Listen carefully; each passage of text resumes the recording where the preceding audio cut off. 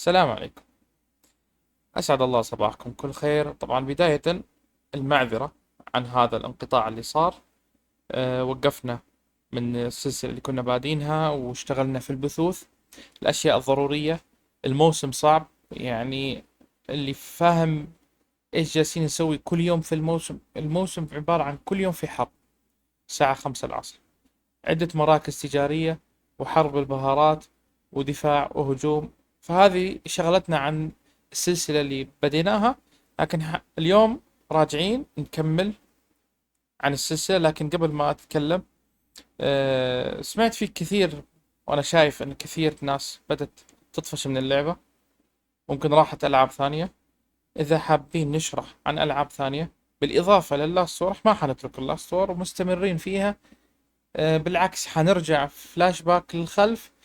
في سلسلة الجاية حتكون بداية كيف الطريق لمستوى 30 بشكل اقتصادي. هذه السلسلة الجاية إن شاء الله. لكن إضافة للعبة هذه ممكن أن ممكن أن نشرح عن ألعاب ثانية. نتكلم عن ألعاب ثانية ونلعب معاكم ألعاب ثانية، إن كانت زي استراتيجية زي هذه اللعبة، إن كانت ألعاب شوتر، أي شيء تبونه اكتبوه في التعليقات، وأنا راح أشوف التعليقات وأختار لعبة ونلعبها مع بعض، إن كان على هذه القناة نفسها أو قناتي الثانية. في قناة ثانية كنا نلعب فيها لعبة ثانية ووقفنا لنا فترة، ممكن نفعلها من جديد. اليوم حنتكلم إن شاء الله عن تكملة للسلسلة اللي بديناها. السلسلة طبعا كانت سلسلة القوة. تكلمنا كيف نعرف القوة الفعلية لكل لاعب، لقوتك أنت أو قوة اللاعبين الثانيين. وتكلمنا عن أي فريق نختار، وتكلمنا عن مقدمة في المعدات والمهارات الأبطال، وتكلمنا عن الزينة. طبعا باقي مقطعين فيديو عن هذه السلسلة ونقفلها. واحد حيكون عن الطائرة المسيرة والغوريلا. لما أتكلم عن الطائرة المسيرة والغوريلا يعني شيئين حيكونون في نفس الشرح، لأنهم في ناس فتحوا الغوريلا وفي ناس باقي ما فتحوها. لكن لو ما فتحتها أنت حيكون في شرح نفس الشرح عن الطائرة المسيرة. لأن الغوريلا في أشياء تتطور، في أشياء ترفع لك الغوريلا نفسها، في أشياء ترفع لك باور المسيرة كامل وباورك بشكل كامل كل المسيرات. لكن اليوم حنتطرق للتقنية. في 3 مقاطع فيديو عندي بالقناة عن التقنية، واليوم برضو المقطع الفيديو حيكون عن التقنية. التقنية هي أساس اللعبة. كيف أساس اللعبة؟ يعني كل شيء مرتبط في التقنية، أي شيء موجود مرتبط في التقنية.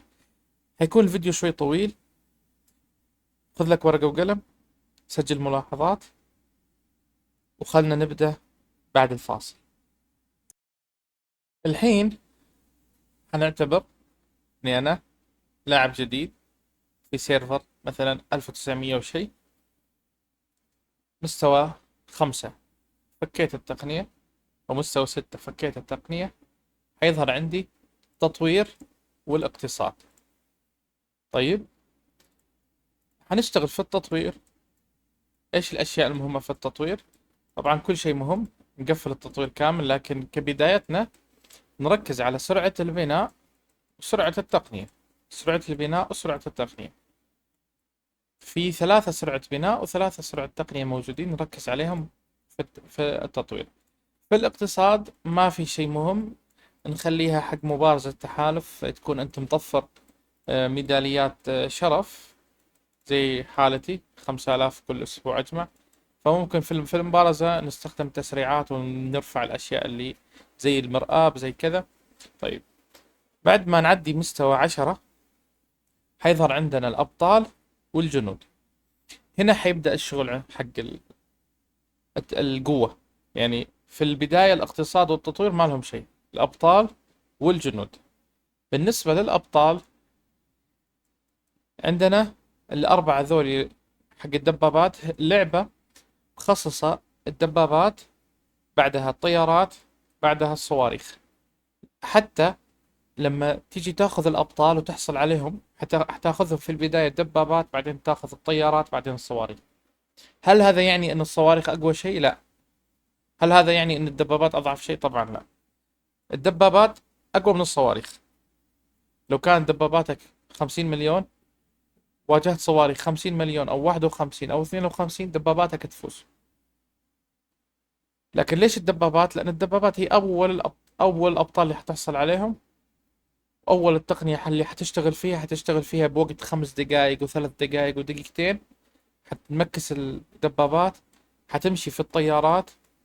كنصيحة، كنصيحة، لا تشتغل النوع اللي ما حتلعب فيه. احنا اتفقنا ان حنركز في الفيديوهات السابقة، حنركز على نوعين. مثلا انا الحين مركز على الطيارات والدبابات. شايفين الصواريخ هنا انا وقفت عندها، لان انا مغرز في مستوى 33. مغرز تغريزة يعني، ما في موارد وما في تسريعات وما في شيء. في النفط بس عندنا. فأهم شيء هذه الأربعة تحاول تمكسها. طب احنا حنسوي استراتيجية للتقنية، حنمشي فيها. حيظهر لك في مستوى 15 التقنية الثاني. ما أنصح أي شخص كان لاعب فري تو بلاي أو بيشحن أنه ما يشتريها. التقنية الثانية توفر عليك وقت، توفر عليك جهد، وتسرع لك شغلك في التقنية. في الجنود برضو حنمشي فيها كل شيء. الجنود كل ما رفعتها، باستثناء هذه الأخيرة، كل ما رفعت الجنود أنت رفعت عندك قوة الجنود، ورفعت عندك جبروت الجنود وحياة الجنود وهجوم الجنود. يعني الجنود أنت رفعت عندك باور المسيرة كامل، ما رفعت بس نوع واحد. هنا في الأبطال أنت لما ترفع مثلا الدبابات، أنت رفعت باور الدبابات. لما ترفع الصواريخ أنت رفعت باور الصواريخ. ليه تكلمنا عن هذه الأخيرة؟ لأنها ترفع كل الأبطال، ضرر كل الأبطال وهجوم كل الأبطال وحياة ودفاع كل الأبطال. طيب، إذا جينا نحط استراتيجية، إحنا وصلنا الحين لمستوى 15، وصلنا لل20. ظهر عندنا المرآب. المرآب على طول نقفله سهل جدا، يعني خلال يومين أو 3 أيام نقفل المرآب. إحنا عندنا 2 تقنية. نقفل المرآب الأول 100، وإذا بنشتري المرآب الرابع اللي هو في الاشتراك الشهري برضو نقفله 100، لأن نفس الصرفية، يوم نص يوم مع مساعدة التحالف. حيكون كل شيء سهل وبسيط. حيظهر عندنا مبارزة التحالف، نحاول نقفلها عشان نسرع نقاطنا. يعني تصير انت تجيب، طبعا هذه ما تظهر عندك، هذه 1 2 3 4 إلا عقب الموسم الأول تظهر عندك وتقفلها. لكن بداية حتكون واصلة هنا. قفلناها كلها، قفلناها كلها. من خلال مبارزة التحالف نحاول نفتح الصناديق 7، 6 صناديق نوصل هنا عشان ناخذ الجوائز. هذه ما حتكون موجودة عندك في البداية، ولا هذه حتنضاف بعدين. ما علينا في المواضيع هذه، علينا في هذه 400 انك كل يوم تاخذها، لان كل شغلنا في التقنية حيصير ميداليات شرف كل شيء. بعدها نبدأ في القوات الخاصة. القوات الخاصة هي الطريق زي ما يقولوا التيتن او الجنود مستوى 10. لان الجنود مستوى 10 والقوات الخاصة إذا وصلت 80 حيفتح لك أبواب ثانية. هنا حيفتح لك تخصص الدبابات، حيفتح لك الصوت تخصص الطيارات، حيفتح لك تخصص الصواريخ. بداية حنتكلم عن القوات الخاصة. إيش نشتغل في القوات الخاصة؟ في القوات الخاصة حنشتغل أن نمشي تحت. يعني كيف؟ يعني حنوصل هذا ممكن 3 4 نفتح هذا. ما لازم نوصله عشرات. الطريق الأول أن أقصر طريق لين نوصل الجنود تيتن، أقصر طريق عشان نوصل الجنود مستوى 10. حتكون فاتحة عندنا حصار وتطويق العدو، الحين حنتكلم عنها. وعمل الدفاع برضو الحين حنتكلم عنها. نسحب عليهم، ما نسوي فيهم شيء نهائيا لين نفتح التيتن بأقصر طريق. طبعا القوات الخاصة هي عبارة عن شيء للجنود، كلها للجنود. حياة جنود، هجوم جنود، دفاع جنود، حياة، هجوم، دفاع. ذولي أنا للحين ما سويتهم. خفض أضرار الأبطال، وهنا خفض أضرار الأبطال والعملاق. يضيفوا لك كلمة العملاق بعد ما تفتح العملاق قبل الموسم الثالث. حنوصل هنا نفك التيتن. حتصير النسبة عندنا هنا بالخمسينات، يعني نسبة القوات الخاصة حتكون شيء وخمسين. حنبدأ نشتغل على اللي موجودة في الصف هذا كذا. هذا نسحب على هذه وهذه حق زيادة حجم التدريب، زيادة المستشفى وسرعة العلاج. نسحب عليهم ونركز على هذه لازم لازم عشرات. فنشتغل هنا، هنا، وهنا، وهنا، نخلصهم. وبنفس الفترة هذه طبعا هنا تكلمنا كل شيء للجنود باستثناء شغلتين، هي خفض أضرار للعملاق والأبطال. بنفس الأثناء هذه ما نشتغل في التخصصات نهائيا. ليش؟ لأن عندنا حصار وتطويق العدو وعمل الدفاع أهم من التخصص. لما حنا نيجي نتكلم عن حصار وتطويق العدو ما حنتكلم عن بناء المعسكر الرابع، لا، حنتكلم هنا دفاع البطل كالمهاجم في معركة لاعب ضد لاعب. ايش هي المعركة ضد لاعب؟ يعني الحلبة والشاحنات وساحة المعركة والبطولة المبارزة، يعني انك تروح سيرفر ثاني. خريطة العالم يعني انك تبي تحرق احد عندك في السيرفر. فانت هنا بيزيد دفاع البطل كالمهاجم، وهجوم البطل كالمهاجم، حياة البطل كالمهاجم. يعني عندك هنا 5%، 5%، 5%. نزل تحت هنا نفس الشيء، حياة البطل كالمهاجم، هنا بتزيد النسبة بتصير 10%. وهجوم البطل كالمهاجم ودفاع البطل كالمهاجم هنا صارت 10%، 10%، 10%. نجي هنا حتكون 15%. النتيجة الأخيرة 15%، يعني التوتال حسبنا هنا 15، 30% عندك هجوم البطل كالمهاجم ودفاع البطل كالمهاجم وحياة البطل كالمهاجم. بنفس الوقت عمل الدفاع نفس الشيء في معركة لاعب ضد لاعب، عندك حياة البطل كالمدافع وهجوم البطل كالمدافع ودفاع البطل كالمدافع. هذه كلها تزيد عندك في التقارير. وين في التقارير؟ في الحلبة، في الهجمات العادية، في القطار، في الشاحنات، في كل شيء. الأشياء اللي في الوسط هنا هذه في حرب فعلية، يعني ما تأثر عندك في الحلبة، أنك تسوي خفض وفاة الجنود عندك. هنا سرعة المسيرة، هنا حد النهب تسوي خفض، هنا خفض نسبة وفاة الجنود في المعسكر. كيف في المعسكر؟ إذا أحد حرقك في نسبة جنود 400 أو 500 على حسب مستواك وعلى حسب مستوى الجنود حتموت في المعسكر. هذا بيسوي لها خفض. هذا بيسوي نسبة الوفاة للاعبين عندك، يعني لما يجي أحد يهاجمك في نسبة وفاة عندك بتكون مثلا 50 موت. هذا بيخفضها، بيخفض منها لين توصل 10%، 5%. نفس الشيء في حصار وتطويق العدو. هنا بنفك المعسكر، طبعا هنا بنفك المستشفى الرابع. في حصار وتطويق العدو بنفك المعسكر الرابع. هذه ما هي مهمة، زيادة حمولة. هذه حجم المعسكر بنزيده. هذه سرعة المسيرة بتزيد. وهذه نسبة جنود العدو. هناك في الحصار في عمل الدفاع خفضنا نسبة وفاة جنودك أنت، هنا بنزيد نسبة وفاة جنود الخصم.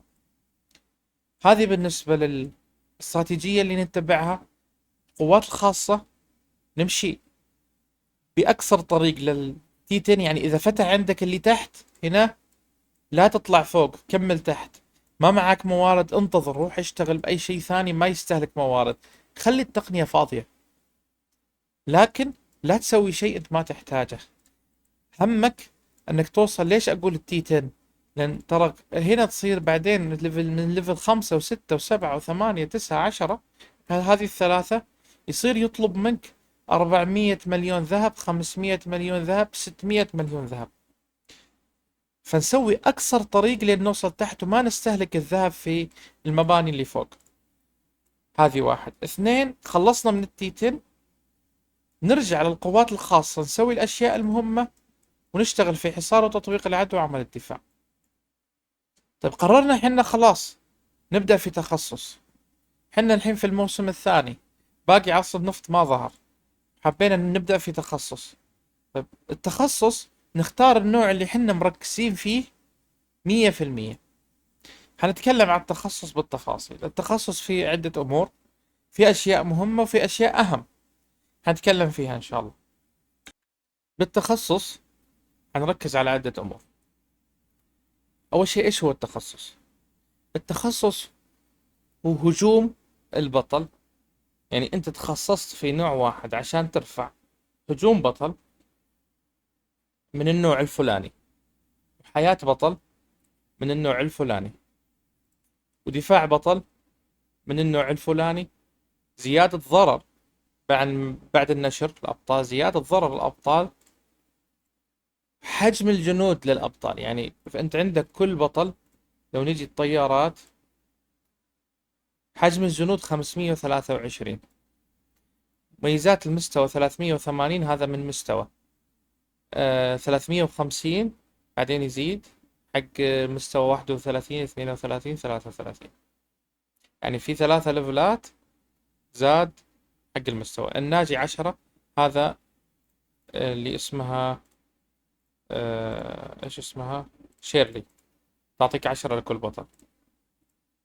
طيب مميزات البناء 115، مميزات التقنية 18. يعني انت جالس تتكلم هذه من التقنية، من التخصص ضفنا 18. طب عندي الصواريخ أنا صفر بالتقنية، لأن الصواريخ أنتم شفتوها صفر. نيجي للدبابات 2 بالتقنية. ليش 2 بالتقنية؟ لو جينا على التقنية هنا، تخصص الدبابات، هذه صفر باقي ما رفعتها، تعطيني 2. لكن هذه وينها؟ هذه رفعتها تعطيني 2. نرجع للطيارات اللي احنا مشتغلين عليها وعطتنا 18. أنا إيش ركزت في الطيارات؟ لما نيجي نتكلم، عندك أول شيء حيعطوك مع نشر كل بطل طائرة، حياة، هجوم، دفاع.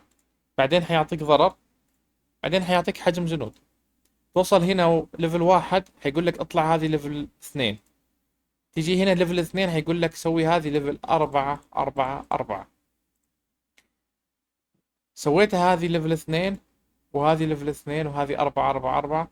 تبي تسويها 3 حيقول لك سوي هذه 3. لين تيجي تسوي هذه 3 حيقول لك ذولي ابغاهم 6. فعشان كذا أول شيء بننزل تحت زي هالشكل. يعني أنا إذا جيت برقي هذه ليفل 4، تيجي ليفل 4. إذا برقي هذه ليفل ليفل 4، يقول لك هذه 8 هذه 8 هذه 8 8 8 8. هذا اللي كنت جالس أتكلم عنه. ليفلين، ميداليات شرف بالآلاف، أيام 9 أيام و10 أيام و12 يوم. احنا جالسين نتكلم عن أقل شيء 8 أيام. في البداية حتكون 4، لما نيجي هنا تكون 4 و17 ساعة بدون منصب طبعا. هذا الكلام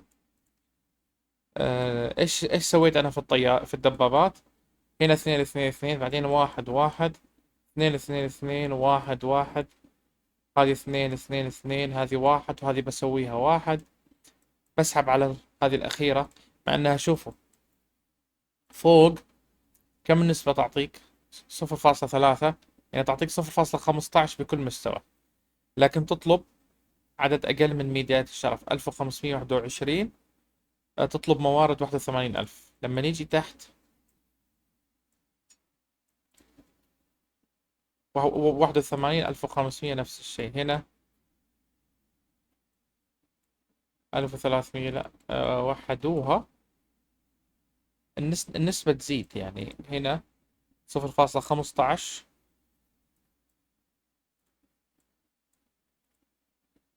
0.75. هذه زيادة دفاع كل الأبطال. آخر شيء 7.5%.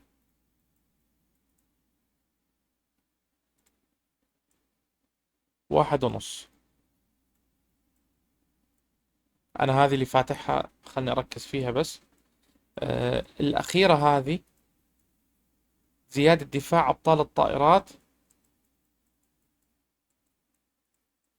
هذه في معركة مع نشر البطل، هذه زيادة دفاع. أوكي. إيش مقصدهم هنا؟ لما تيجي أنت تتكلم في المعركة مع نشر كل بطل طائرة يزداد دفاع البطل. هنا زيادة دفاع أبطال الطائرات. هنا في المعركة مع نشر كل بطل. إيش معنى الكلام هذا؟ معنى الكلام هذا أن أول وحدة هذه، وهذه الصف الأول والصف الثالث مع النشر، يعني أنت مهاجم، يزيد الدفاع ويزيد الحياة ويزيد الهجوم. لكن الصف الثاني والصف الأخير هذا خلاص أنت أخذت الزيادة، يعني حيرتفع باورك. لو تلاحظون لما تيجوا وتشتغلوا فيها، الصف الثاني والصف الأخير حيرفع لك باور فعلي، باور المسيرة قبل أنك تهاجم فيها وقبل أنك تسوي شيء، أكثر من أنك هذه الصف الأول والثالث. طيب، عندك هنا نحاول نقفلها عشان ناخذ 10 لكل بطل، يعني 50 مع المسيرة. ونحاول نقفل هذه إن شاء الله. أنا بقفلها باقي يعني هنا طقتين، يعني هنا باقي هذه ما أقدر أرفعها لين توصل هذه 5. هذه ما أقدر أرفعها إلا توصل هذه 10، فلازم أرفع هذه وهذه وهذه 10. المشكلة من بداية الشرف، يعني ممكن كل أسبوع أقدر أرفع واحدة أو ثنتين. أنا ليش شغال هنا الحين؟ ما احنا مهتمين الحين في المبارزة كثير، لأن احنا في الذهبية. إذا رجعنا ودخلنا الألماسية ممكن أني أخلي بداية الشرف ليوم المبارزة. لكن عموما هذه لازم نسويها 10 عشان نرفع هذه لين 10. خلاص أنا أعتبر نفسي شبه قفلت هنا. تركيزي أنا حيكون فعليا، يعني أنا أهملت التخصصات فترة، وكان تركيزي على إني أرفع عمل الدفاع وحصار وتطبيق العدو. فادتني كثير في الحروب، يعني في الحلبة، في المبارزة، في كل شيء، في مباراة البطولة بعد كل موسم. أعتقد خلصنا كذا. جينا للموسم الثالث. عقب الموسم الثاني جانا عصر النفط عشان نرفع مستوى 31. نعاملها بنفس المعاملة اللي عاملنا فيها القوات الخاصة. أولويتنا تكون أن نفتح مركز التقنية الثالث. هذا مركز التقنية الثالث حيكون مجاني. إذا فتحنا مركز التقنية الثالث وقتها حيكون عندنا 3 نركبها، يعني نخلي شيء بعصر النفط. أنا بحاول أسوي كل الأشياء المهمة في عصر النفط. خلاص وصلت 35. كان تركيزي كامل إن أوصل 35، إني أفتح الزيادة. رفعت الزيادة، فجيت وأنا قفلت التقنية وسرعة البناء على طول. 10 أخذت 25% سرعة بناء، و10 أخذت 25% سرعة تقنية. هنا سرعة تدريب الجنود عشان الموسم.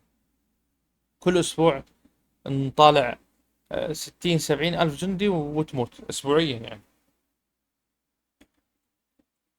الحين شغال على أشياء عشان ما أصف الميداليات الشرف. أحاول يعني هذه ما لها مهم، ما هي مهمة. هذه ما هي مهمة. بس ما في شيء، هذه انتبه ترفعها تحت أي ظرف، ما لها أي قيمة. لا أروح أرفع الرخيصة هذه حق الاقتصاد إذا تبي زيادة إنتاج. أعتقد هنا خلصنا موضوع التقنية. تكلمنا كأن حنا في البداية لين النهاية، قفلنا كل شيء. تقنية ما لها نهاية. أنا متأكد عقب الموسم الرابع حينزلون تقنية جديدة. وفي تقنية اسمها الشيء التكتيكي، أو الشيء حق الطائرة المسيرة. إذا وصلت الطائرة المسيرة مستوى 250 تفتحها. هذه إن شاء الله لها يوم، سنة سنتين، إذا استمرينا في اللعب، أو إنهم خفضوا شروطها، يعني لأن شروطها تعجيزية. حتى هي تعجيزية، يعني يبغالك مشوار طويل لين ترفع فوق ال 250 الطائرة المسيرة. من هي أساسها ترفع لك كل شيء، ما هي موجودة نصور عنها، لكن أساسها أنها ترفع لك كل شيء، ومن ضمن الأشياء اللي ترفعهم تسمح لك أنك تطور الطائرة المسيرة أعلى من 250. وإلى هنا إن شاء الله نحاول نكون قفلنا كل شيء في التقنية. هذا حيكون الفيديو الخامس حق التقنية. إن شاء الله بالوقت اللي أنتم حتكونوا تشاهدون الفيديو هذا، حنكون جالسين نصور فيديو حق الطائرة المسيرة والغوريلا، عشان بنفس الوقت ننزلهم بكرة أو بعد بكرة، ونقفل السلسلة هذه ونشوف شيء جديد. اقتراحاتكم مهمة، اللي حاب يقترح نصور شيء، نتكلم عن شيء في إطار اللعبة، وزي ما قلت لكم في بداية الفيديو في إطار ألعاب ثانية. نبي نستمتع. حتكون السلسلة جديدة إن شاء الله، في سيرفر جديد مع أشخاص جديدين، بشكل بسيط، لأن في ناس كثير أرسلوا لي على الديسكورد، وأرسلوا لي شفتها في التعليقات، يبون البداية. يعني ملاحظين أنتم عندنا في القناة، أنا بديت أصور من مستوى 20. طب البداية كيف؟ حتى ما كان في شروحات، كانت عبارة عن مبارزة تحالف، وحتى مبارزة التحالف في أشياء تغيرت، وفي مفاهيم تغيرت في مبارزة التحالف. فإن شاء الله السلسلة الجاية حتكون بداية من الصفر. ما حنترك سيرفرنا هنا، ولا حنترك موسمنا، مستمرين في الموسم الثالث، وبعدها مباراة البطولة، وبعدها السوق السوداء، وبعدها الموسم الرابع إن شاء الله. لكن حيكون فيه، نمشي زي ما يقولوا على خطين: خط البدايات وخط النهايات. لا تنسونا بدعمكم بلايك واشتراك، وشير القناة لأصحابك عشان يوصلهم كل جديد. دمتم ودامت أيامكم، والسلام عليكم ورحمة الله.